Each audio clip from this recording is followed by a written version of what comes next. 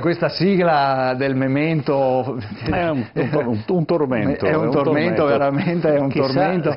Chissà se una di queste opere in tempi reali potrà essere compiuta. Certo, dall'idrovia Padova-Venezia al problema delle grandi navi a Venezia, al problema del Mose. Allora presentiamo subito gli ospiti. Ma adesso abbiamo un comico che sta difendendo Venezia, no?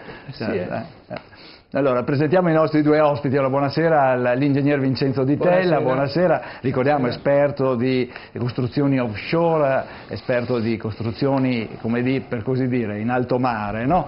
E ritroviamo Mattia Donadella, buonasera, perché appunto membro dei comitati, diciamo così, comitato opzione zero, ma anche prima come notava, adesso anche come grandi navi. Diciamo che noi come comitato siamo in stretta relazione con gli altri comitati. Certo. Sono comunque battaglie molto simili. Certo. Allora, ingegnere Di Tella, iniziamo subito. Sì. Questa settimana è stata posizionata l'ultima paratoia, esatto. la 78esima.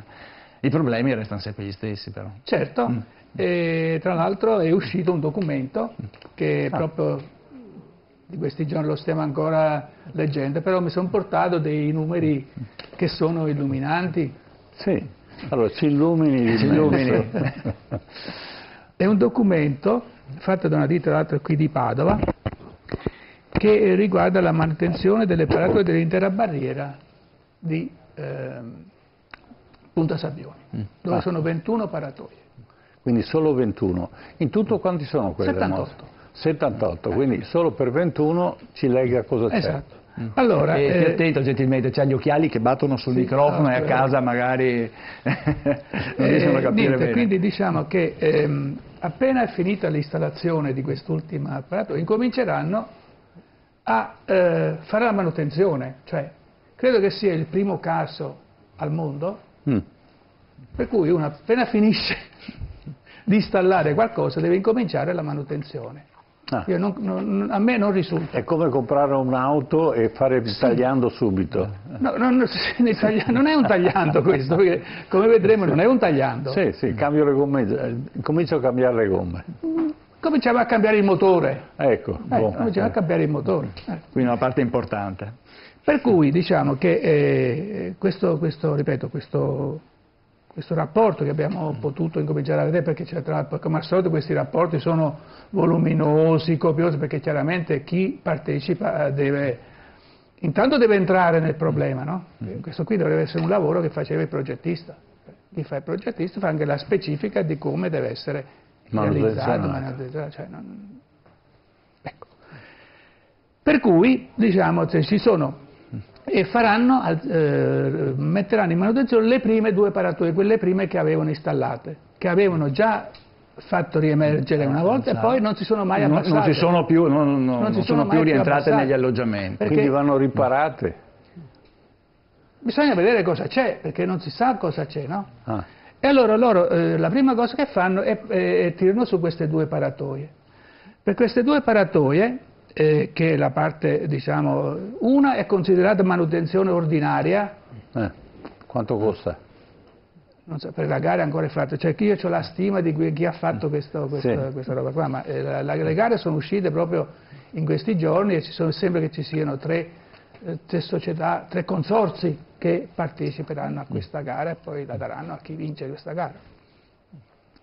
Allora, per la manutenzione ordinaria hanno previsto per ogni paratoia 2 mesi. Mentre invece per la straordinaria 4 mesi. Quindi questo significa che prendono la paratoia, la tolgono? Sì, la tolgono e la portano lì. Per ciascuna paratoia. Abbiamo alle spalle non è la... Siccome sono 78, sono 21 le paratoie, è previsto che per sostituire le altre 19 ci vogliono 3 anni. Quindi complessivamente ci vogliono 3 anni e mezzo per fare la manutenzione della bocca di porta di Tre Porti. Che non è ancora entrata in funzione. Assolutamente. Qua ci vogliono 3 anni per manutenzionare una cosa che non è ancora... Che ancora non si è vista ancora come non ho funziona. acceso il motore dell'auto che ho comprato, però devo già manutenzionarla. Esatto. Ora, ma soprattutto questo vuol dire che durante la manutenzione non potrà funzionare. Assolutamente no. Assolutamente no. come fa a funzionare? Quindi questo che ci dice lei significa che anche la data di inizio, funzione del genere, anche di sperimentazione, allora, tutto quanto rinviato. Questa è l'ennesima volta che ne parliamo, ma qui ci sono problemi a monte ancora più gravi. Cioè, noi stiamo, io vorrei che fosse chiaro, qui si sta realizzando un'opera, no? Perché ne avete anche parlato prima, accennato. Sì, certo. Che costa adesso, fino adesso, 6 miliardi di euro. Centinaia in più, centinaia in meno, in cui non esiste un progetto degno di questo nome. Cioè noi stiamo realizzando una cosa di cui non esiste il progetto, perché quello che hanno fatto non ha nessun valore scientifico. Io questo lo sto dicendo, lo dico, lo ridico, e vorrei che qualcuno mi rispondesse.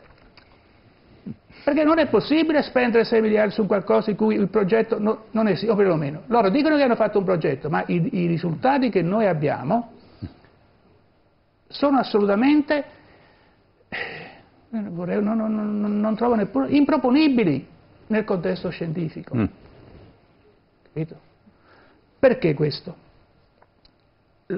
Dico su questa cosa che è brevissima, però credo che poi tutti quanti la possono capire. Intanto questo progetto doveva, secondo gli esperti internazionali, doveva avere una verifica fatta con modelli matematici, perché con le prove in vasca eccetera ci sono problemi di effetto scala che non si riescono a eliminare. Questo chiunque si occupa di queste cose lo sa, non è che sto dicendo una novità, lo dicevano i 7 saggi quando hanno esaminato il progetto di Massima e io lo ridico ma da anni.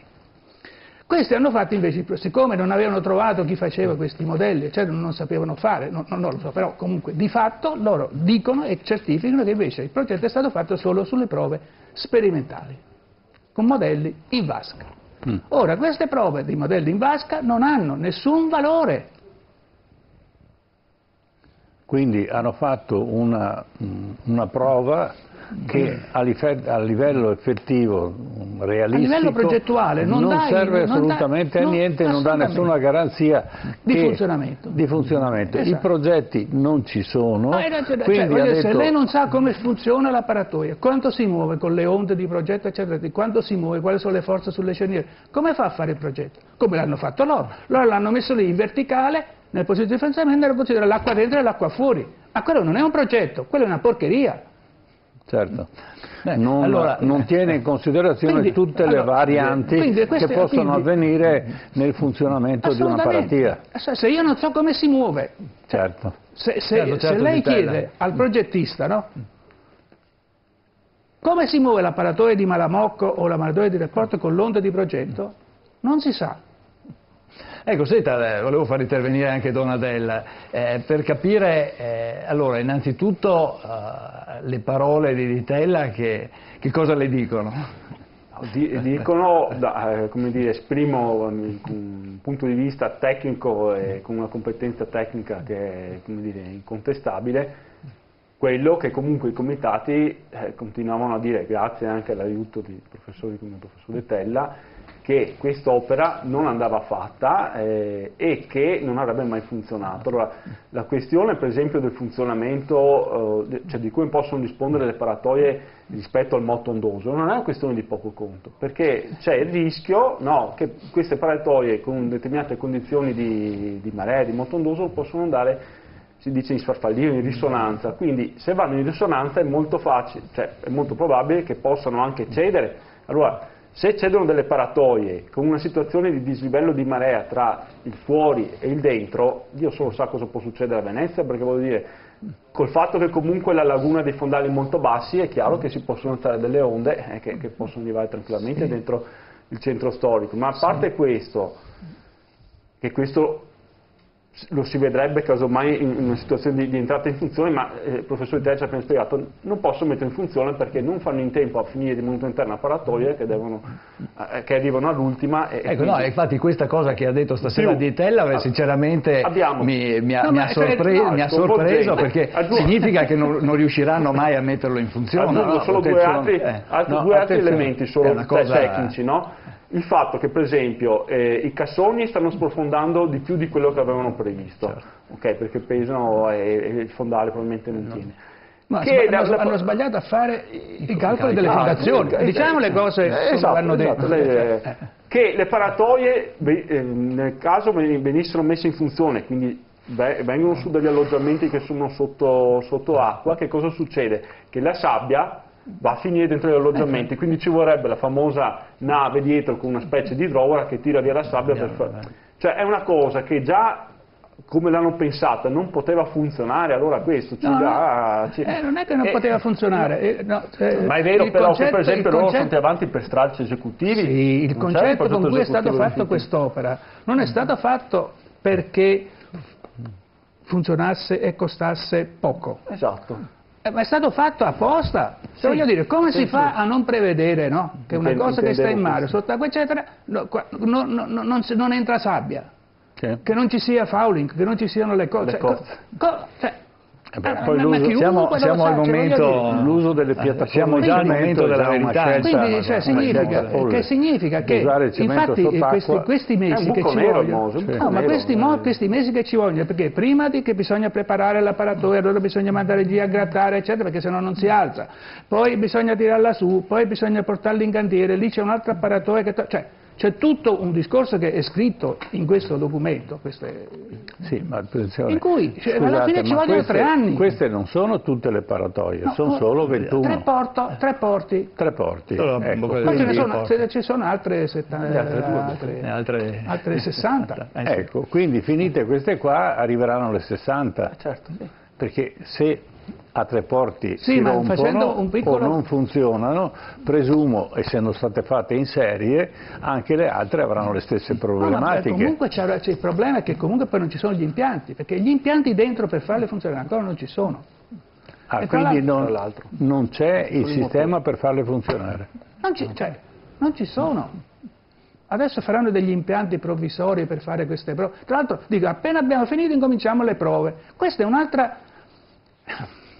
Mi aiuta a trovare la parola, perché è una stupidità. È un'altra cavolata che hanno fatto questi grandi progettisti. Perché, ripeto, lui parlava di risonanza, eccetera, eccetera. Qui non siamo in risonanza semplice.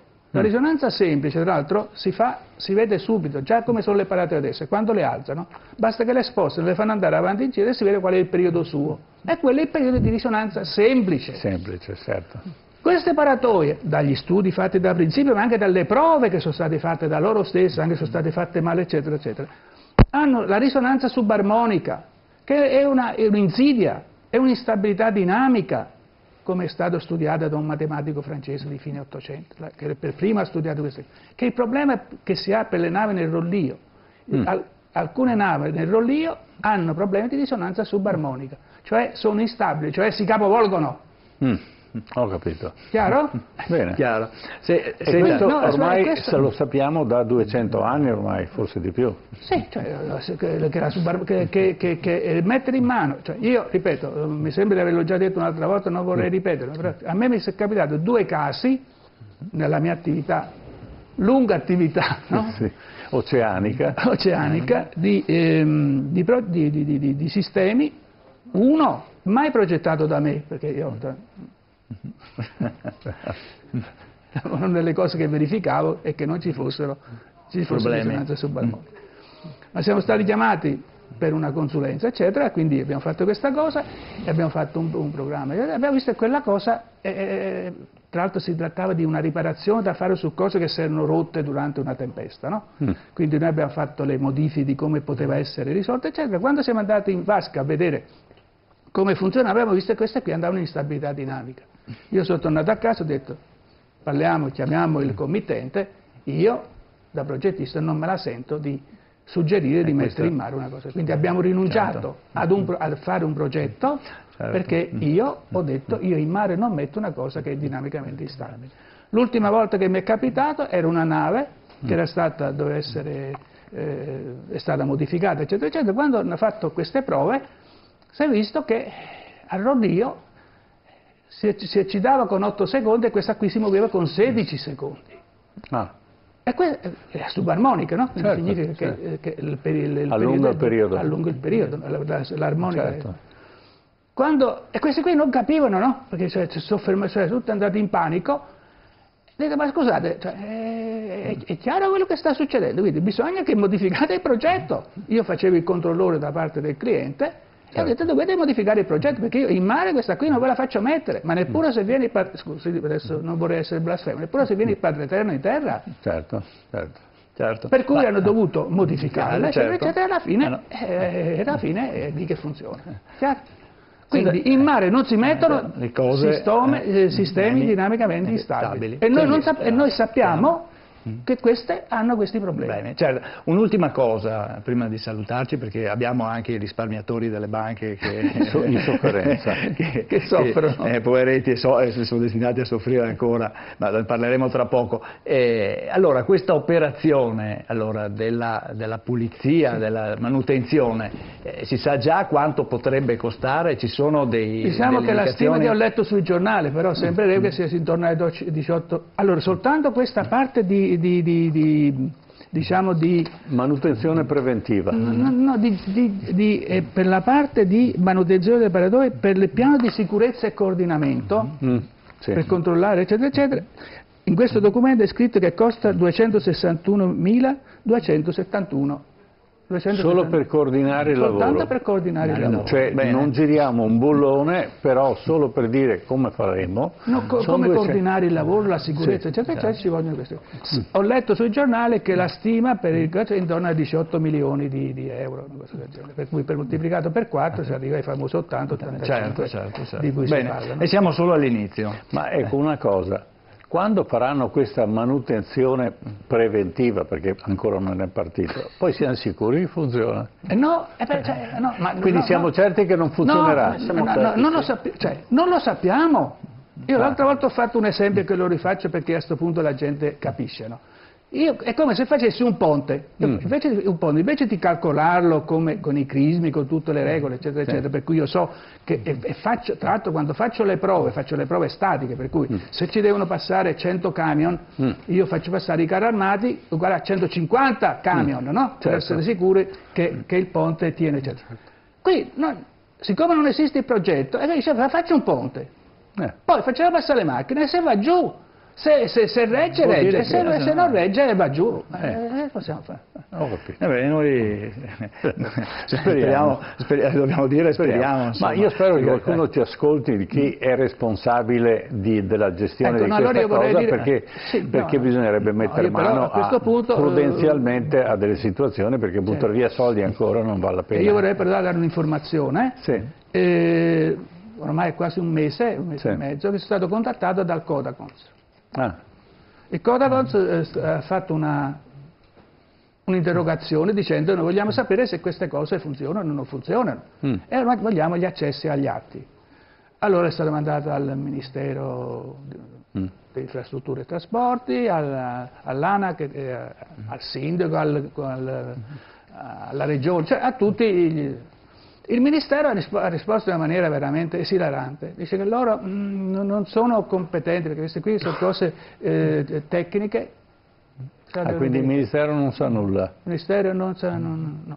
Ma è una delle obiezioni che ho tirato fuori sulla TAV, cioè che non ci troviamo una TAV tipo Mose 2. Questo è il rischio. Aspetta, mentre invece ci ha risposto Cantone. Cantone ha risposto, ha detto diteci che documenti vi servono, volete, eccetera, e gli ho fatto l'elenco dei documenti che vogliamo vedere. Bene, allora adesso è in attesa. Aspettiamo. E siete in attesa, bene.